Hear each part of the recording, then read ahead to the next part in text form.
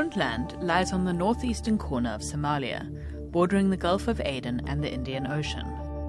The region declared autonomy during the Somalia Civil War in 1999, but remained a part of the federal government. In a country marred with violence, Puntland is relatively safe and prosperous and hosts many refugees from the south.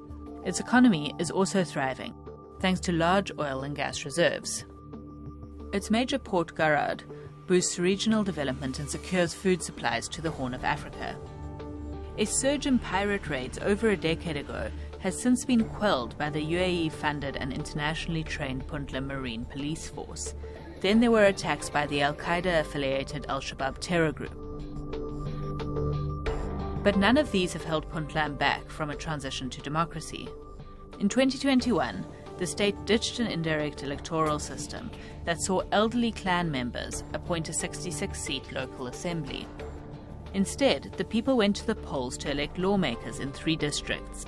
It was the region's first one-person, one-vote election in more than 50 years. That successful experiment paved the way to expand it. On Thursday, Puntland will vote for more than 3,000 candidates across 33 districts and 7 provinces. The UN mission in Somalia has commended the historic moment.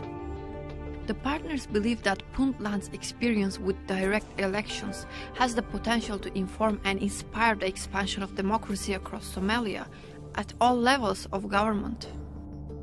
But it's been a long process to get here. Puntland President Said Abdullahi Deni has been criticized for mismanaging previous elections, with rampant allegations of voter fraud and malpractice, and they remain a matter of concern for the upcoming polls. Opposition politicians have asked Deni to stop the vote and engage in negotiations with all parties to avoid what they call irreversible damage. They accuse the president of hatching a plot to extend his term, which is due to end next year. Despite expressing willingness to hold presidential elections with a popular vote, Deni hasn't yet set a clear path, and critics say he might assess the results of local elections and act to the advantage of his party. Deni is also in a political rift with the government in Mogadishu.